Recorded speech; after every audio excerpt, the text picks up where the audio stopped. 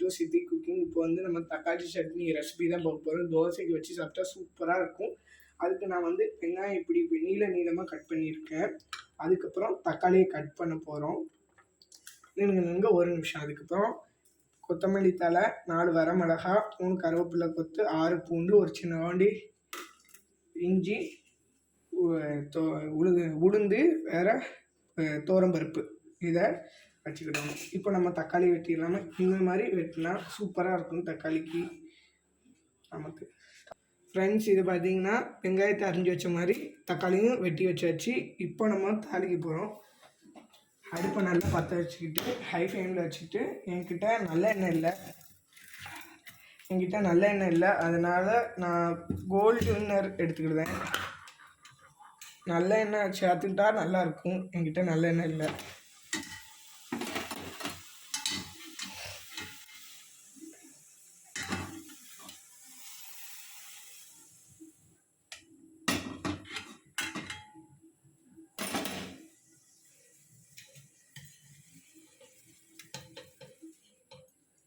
இப்போ 2 table spoon gold winner எடுத்துக்கிட்டேன்.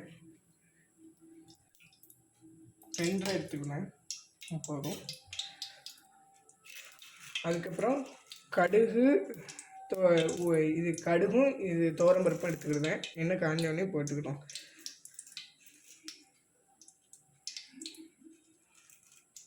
எண்ணெய் நல்லா காஞ்சிட்டு இப்போ கடுகும் துவரம்பருப்பும் போட்டுக்கோம். வெடிக்கும் கொஞ்சம் பார்த்து.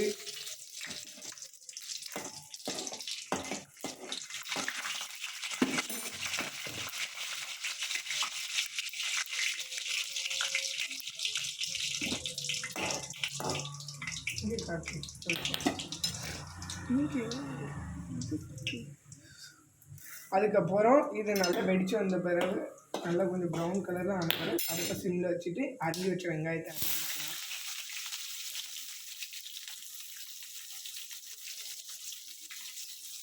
நல்லா வதங்கணும்.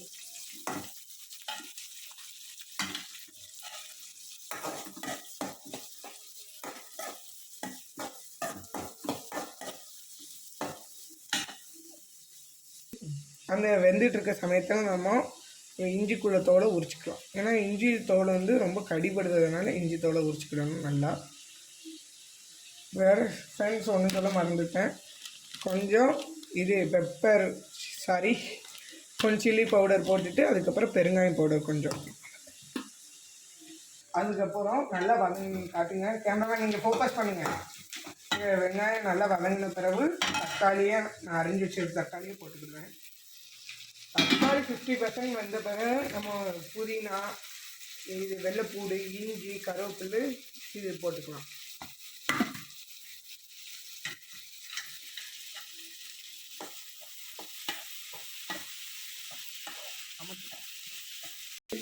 ஃப்ரெண்ட்ஸ், நல்லா வதங்கிட்டு 50% நல்லா தக்காளி வாங்கிட்டு இப்போ நம்ம வந்து அரைஞ்சி வச்ச மல்லி இலையை வந்து சேர்த்துக்கலாம். கடைசியாக சேர்த்துக்கலாம். இப்போ பூண்டு இஞ்சியும் ஆட் பண்ணிக்கலாம். பூண்டு வந்து வெட்டி போட்டுக்கலாம். தோலெலாம் உரிக்க தேவையில்லை. எங்கள் கிச்சனில் அப்படி தான் பண்ணுவாங்க. உங்களுக்கு வேணும்னா தோலை உரிச்சுக்கோங்க. இஞ்சி போட்டுக்கிட்டேன். இப்போ நல்லா வதக்கணும்.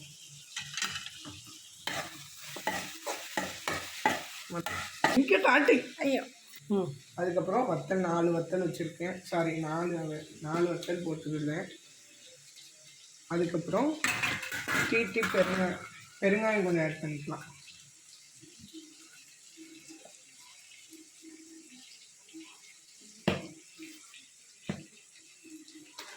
அதுக்கப்புறம் கொஞ்சம் லைட்டாக சில்லி காரத்துக்கு தேவை. எங்கள் கிச்சனில் வந்து கலர் பொடி ஆட் பண்ணுவாங்க. கலர் பொடி சேர்க்கணுனாலும் நீங்கள் சேர்த்துக்கலாம், உங்கள் விருப்பம். இப்போ நல்லா கிளறி விடணும். நல்லா எல்லாம் சேர்ந்த உடனே நம்ம கொஞ்ச நேரம் கழித்து இதை ஆட் பண்ணி வெளியில் வந்துட்டு நல்லா ஆட் பண்ணி நல்லா கிளறி விட்டுக்கலாம். ஹோட்டல் ஸ்டைல் இது எங்கள் ஹோட்டலில் ரொம்ப ஃபேமஸ். இது வந்து தக்காளி சட்னி.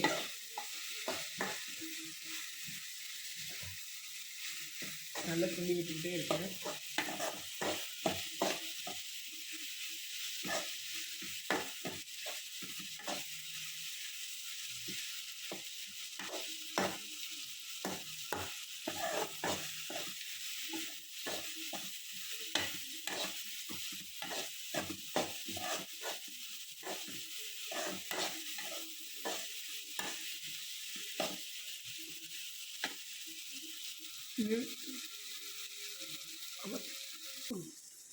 ஃப்ரெண்ட்ஸ் இங்கே பார்த்தீங்கன்னா நல்லா வதங்கிட்டு நம்ம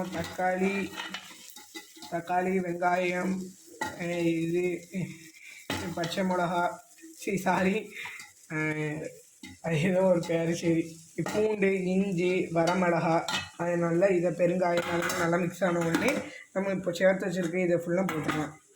கருவேப்பில்லை 3 இன்க்கு வேறு கொத்தமல்லி தழை ஆட் பண்ணிக்கலாம்.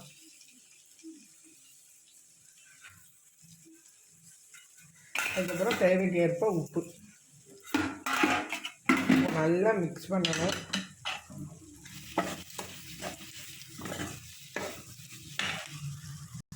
இப்போ நல்லா வதங்கிட்டு ஃப்ரெண்ட்ஸ். இப்போ வந்து நான் பிளேட்டில் ஆற வச்சுக்க போகிறேன். பிளேட்டில் தண்ணி எடுத்து வச்சுக்க போகிறேன். பிளேட்டில் போட்டுக்க போகிறேன். பார்த்தீங்களா ஃப்ரெண்ட்ஸ், கைப்பிடி சரியில்லைட்டா இப்படி தான் விழும்.